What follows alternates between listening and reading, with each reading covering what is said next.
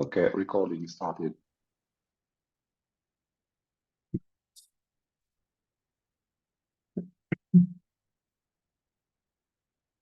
All right. Today I wanted to talk to you about one possible use case, one of the science case of grammar. We are known to analyze many different kind of events. We've followed in the past GRBs and international probe and neutrino alerts. But of course, the holy grail of what we would like to see during the ongoing LVK campaign would be to find Kilonova candidates that we would eventually be able to confirm as Kilonovae. And so when you are doing this detection of Kilonova, you want to have you have both information from the gravitational wave side and from the electromagnetic side. But in order to extract information from the observed optical light curves, then you need to compare your data with different models of Kilonova. And so I wanted to present a bit what are the different kinds of models available in the literature, how we are able to do parameter estimation with them, and where are the limiting factors of this kind of work. So if I just start, so Kilonovae are optical transients in optical and infrared due to a large quantity of mass that is ejected from the merger of binary neutron star or neutron star black hole. And they, due to high neutron concentration, there's a R-process neutron capture that creates heavy elements like lanthanides and actinides, and these eventually radioactively decay and heat up the ejecta that creates this thermal-like emission. And so there are many different parameters that can vary from one Kilonova configuration to the next, from ejecta masses, velocities, the structure of this event, and the chemical composition, and then also where is actually the source? Are you observing it head-on, edge-on? What is your observing angle and at what distance? And so one first question we must ask is how, from given a set of parameters, can we predict the corresponding light curves? And this is where Kilonova models occur. And there are different types of Kilonova models, depending on the way that the computation is made. But most of them share a similar set of simplifications and assumptions, which I highlight here. So the general idea is that you are going to simplify a bit the distribution of your ejecting mass around the merger, and you assume that the mass is distributed in concentric layers. So you have different layers of matter, and usually there's an assumption of what you call homologous expansion, is that you are each layer of your distribution is associated to one single velocity at which it is expanding. And so then at any given time, your velocity layer corresponds to a radius layer. And then most models ignore the heating effects from a central engine, because we don't really know if a remnant at the heart, what remains after a binary neutron star merger, does it collapse to a black hole? Is it hyperstable, hypermassive neutron star? Is it a magneta? Does it emit or not a lot of radiation? But in most cases, it's easy to simplify and say that the heat from a central engine, at least in the first days or first weeks, isn't the dominating factor in order to heat up the material. Most of the heat is provided by the radioactive decay of the R-process elements. And so these elements, when decay, this heats up the material, emitting thermal radiation. And then as this thermal radiation is emitted, Some of it is reabsorbed through the opacity of the material, and some of it escapes, and this is what we see. And so the different classes of Kilonova models will actually differ on the way that this electromagnetic emission is simulated. Either you can do what we call semi-analytic codes, where you are basically doing some energy conservation from one layer to the next and have general simplifications about the way that the radiation and matter is interacting.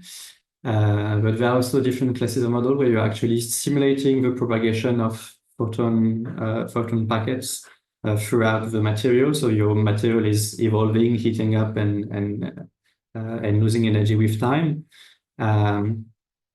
And then you're actually simulating the photon packets interacting with matter. It can be absorbed, re-emitted, scattered. And so we have much more nuance about the interactions between radiation and matter. And so both of these classes of models can be used to simulate light curves, but there are some uncertainties associated with this process. The first big class of uncertainties is that some of the assumptions that I highlighted just before come with some uncertainty, especially the rate at which our process elements are heating up the surrounding material, and also the opacities of these heavy elements are not really exactly known in these regimes of really high density and heat. And so there are big error margins around these parameters, which in turn could create some shifts, some variation in the final light curve. And then another big source of uncertainties comes from the way that you generate these your light curves, because in the example of Kilonova models that actually do simulate the propagation of your photons, and these are really expensive computations that take hundreds of CPU hours, and so you cannot run it quickly for any given set of parameters. So what you actually do is you only simulate your Kilonova light curves for a discrete grid of parameters. So for instance, you would take an ejecta masses of 10 to the minus 1 solar mass, 10 to the minus 2 solar mass. Similarly for the velocity, you have a grid of values. And then to be able to generate a light curve for any given set of Kilonova parameters, then you need to do some interpolation between your simulated light curves. And so this comes at a price, because in order to do that efficiently, you first need to compress the information from your light curves, doing a dimensionality reduction. So instead of having hundreds of points to your light curve, you reduce it to 10 or 20 essential components. And then either you can do a direct analytical interpolation, but most of the time, this step is also heavily computationally expensive, and so you actually need to work around that and choose instead to some machine learning based approach. So train a neural network on your grid of simulated light curves and use that as an interpolation. And so one of the things that has been studied recently is that this step of using this interpolated model can add a bit of error, a bit of variation about the light curves compared to what you would get doing this full simulation rigorously. And so this is another possible source of uncertainty. And so once you have your model that's able to go from the physical parameters to your light curves, in a practical case, once you do observe this kind of event, you would like to be able to do the process in going the other way, so going from the observed parameters back to the physical parameters and do what we call parameter estimation. And to do that, what we have partnered with in the past few papers, so with Goma, we've partnered with a team collaboration centered around the University of Potsdam that's developing a framework called NMMA for nuclear multi-messenger astronomy. And this is a software, a package that does parameter estimation for what we call Bayesian inference. So what you are actually doing is that you are giving yourself some prior distribution of parameters. So for instance, you know that you can have a specific range of ejecta masses, of velocities, at what distance it's reasonable to see it, at what angle. And then we are going to do some Monte Carlo sampling, where you are going to rank your samples using a likelihood function. Well, the formula is here, but basically what it's doing is just calculating trying to minimize the difference between your observed data points and your observed magnitudes and the magnitudes that are estimated by the model. And this is associated to the uncertainties from your observational data points and uncertainties from the model itself. And then trying to minimize, and then doing the sampling with an algorithm called nested sampling. Then you're actually going to generate a distribution of samples that is going to eventually be distributed as a posterior that has been gained some information from your light curve. So here it's a simple example here where I plotted, for example, the mass of a dynamical ejecta and mass of a wind ejecta. And so you see the little points that are the samples, and then they end up concentrating around the regions of highest probability where it maximizes the likelihood. And so where your light curve is best fitting the model is in this region, and you can see that you are recovering posterior distributions for these parameters. And so I just wanted to mention that you see that there is this parameter sigma systematic here. That's a variance that is needed to explain the deviation between the observed light curves and the modeled ones, because if you only include the photometric, your observational uncertainties, then actually it's hard to make the process converge. And so because of the different sources of uncertainties that I explained before, there's an error margin around the model, and you need to account for this error margin to explain the full dispersion of your data. And so once you do all that, you are given any observational light curves, you are able to recover some confidence range, confidence interval for the different parameters of your model, be the ejecta mass, the ejecta velocities, and things like that.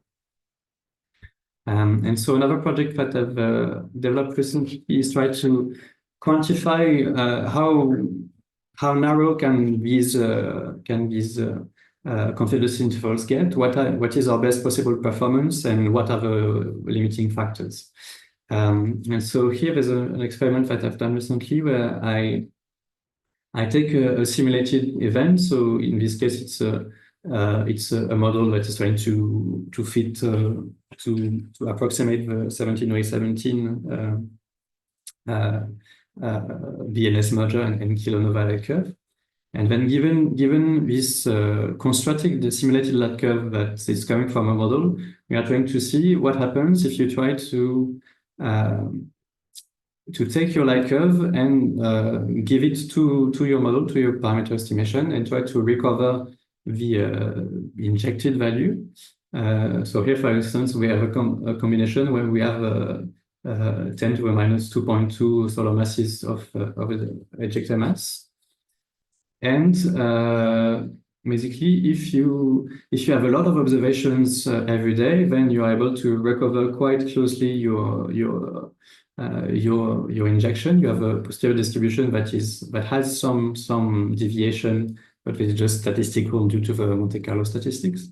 And what's interesting to see is that as your observation cadence decreases, if you get less and less observations per day, then your posterior distribution is still mostly centered around the true value, what it should be, but the posterior is getting wider and wider, and eventually, when you have just a handful of points, then it's basically taking the full prior space, the full range that was allowed. And so this is an example that even with a light curve that perfectly fits your model, just from the way that your observations are being taken in time, this can be a factor to add some variation, some uncertainty on your posterior, on your parameter estimation. And finally, other ways to lose a bit, to lose constraint, to lose information due to this loss of information. For instance, you can look at what happens if you look at this light curve from 0 to 15 days. You have some distribution, and then try to see if you only look at early time around the peak or at late times, and you see that each of them have slightly different information. And you can do a similar thing, looking at different combinations of filters. You can see what happens if you have all the filters or if you only use infrared ones or optical ones. And so in this particular case, you see that different sets of filters are giving different posterior distributions that are a bit complementary to each other. If you combine those two, then you are getting a final distribution that is much more narrow. But each of them on their own is only an incomplete piece of a puzzle, and you need to put them, all of them together to have an interesting, to have a good performance on your parameter estimation. And so to conclude, this is a work that I'm investigating at the moment on both sides. So both on the side of modeling, we're trying to understand better what are the different sources of uncertainty in the model, coming either from the structure of the model itself and its interpolation, or coming from the assumptions of the range of heating rates and opacities of these process elements. And the idea would be able to better constrain the error margin of a model. And if we do so, if we reduce the error margin from a model, then we would be able to get smaller and smaller, tighter constraints on the posteriors. So this is on the botanic side, and then on the observational side, I'm trying to work on this information, quantifying the constraining power of different observing strategies, and to see basically if different combinations of filters or different strategies of observation focusing on early time or in the peak or late times, are all of them complementary to get the full information, or do we get a better constraint only focusing on a few of those, and which should eventually be able to help make sure that our observing strategy with gamma, with any kind of instrument, is reasonable, and that we are not putting too much effort on regions of on observing windows that are not the best for constraining the parameter estimation. Yeah, so this is where the work is standing right now, and we have a lot of work continuing on this front. But this is the general picture about parameter estimation with Kilonova models. So thank you for your attention, and be happy to take questions. Thank you very much, Thomas, for your very good presentation. So does anyone ask questions or comments about what Thomas discussed today?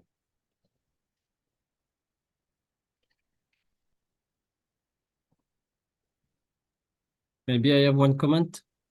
Mm-hmm.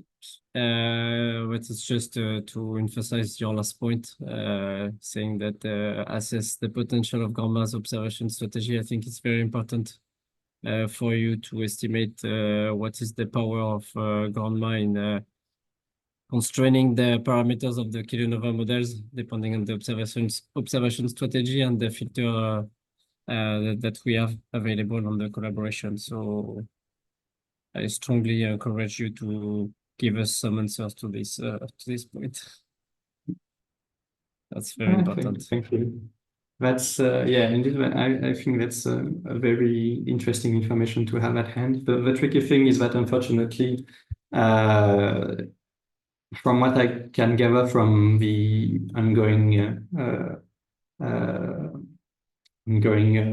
experiments that I've been doing, is that unfortunately this kind of constraints can change a bit from one Kilonova model to the next. And so this means that the optimal strategy can be slightly different from one thing to another. But I think some other members of GOMA are doing similar kinds of study. At least I'd be happy to partner with people on that. Yes, I understand that you will have differences between the different Kilonova models, but maybe there will be some common, systematics between the models because of the lack of observations or filters or things like that. So maybe there is kind of big lines you can give us in terms of what we should really not miss in terms of observations. Yeah. Okay, thank you.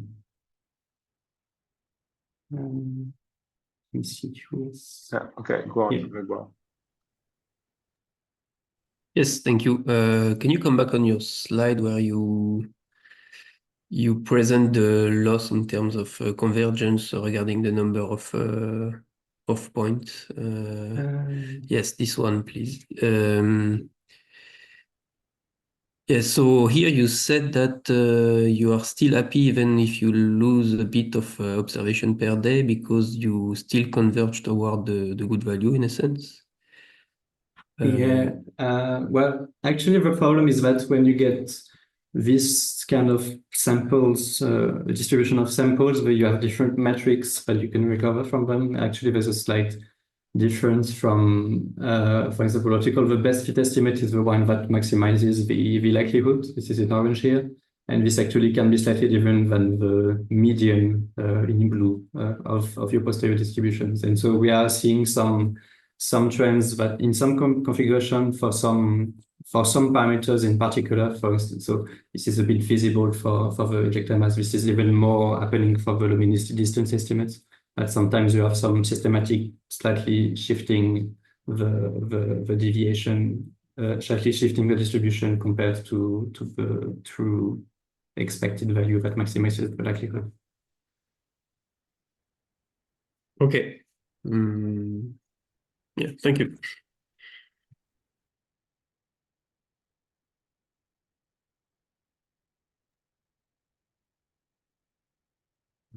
Okay, I had a question also. As far as I understood, MMA is also a multi-messenger framework, right? So do you take into account, for example, the differences between the posterior, depending on whether or not you had gravitational information, for example, like for 17817 observation, right? So for this particular study, I restrained myself to the only the electromagnetic side, but of course the NMA framework is able to do some joint inference using both at the same time gravitational wave information and electromagnetic information. And then you have different ways to do that.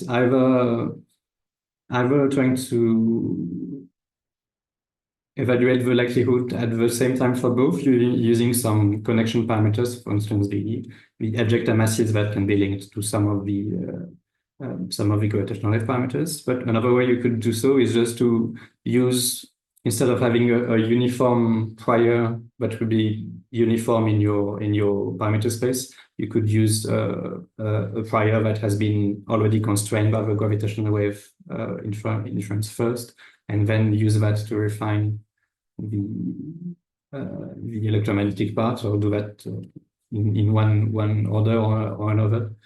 But I think in both, it would be interesting at some later points to do these similar studies using the joint information from the gravitational wave, but already using just the Kilonova information alone, we see that we are able to use the Kilonova alone to do some constraining of the parameter estimations, and I will need to check how compatible it is to results from gravitational wave analysis alone, for instance. But it's really interesting to see on the Kilonova modeling only to see what are the systematic biases and trends that we can see on this side. Okay, thanks. Are there other questions? Are you, and do you have another questions? No, okay. No, sorry. Okay, I have another one. Can you go back to the slide where you're describing the sigma systematic parameter? Yeah, this one. My question is, as far as I understand, right, this parameter helps you to take into account difference, modeling uncertainties, right? Could this prevent, for example, to characterize a Kilonova that doesn't look like, for example, like 170817, because we have only one clearly confirmed event. We don't know for sure whether there's some diversity in that kind of transient population. Could this be a problem to have this kind of parameter, hiding some specificities for another example of Kilonova?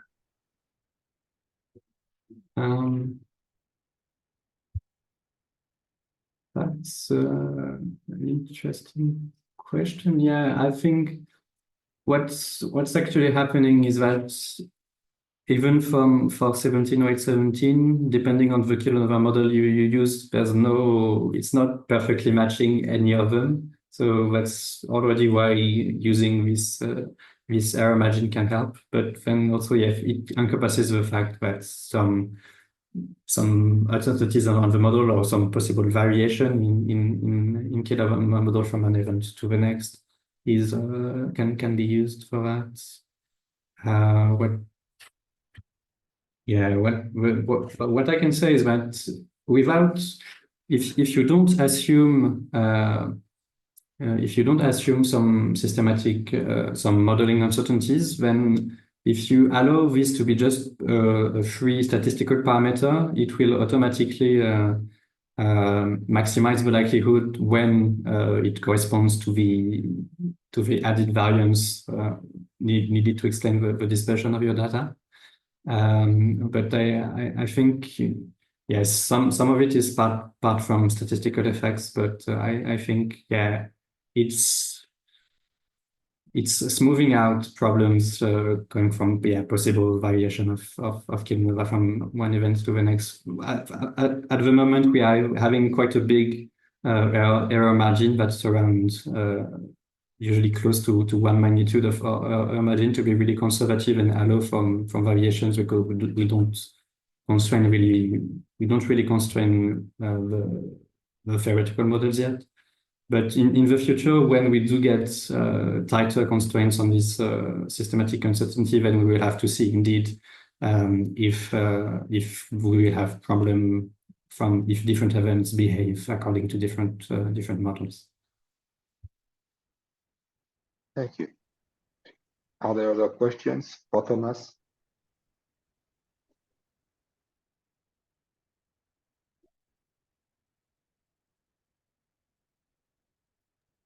Okay, if not, I think we can all thank him for his presentation. And yeah, so as Sarah said previously, this was the last telecon before summer break. So see you in September. And have a good summer break, all of you. Thank you.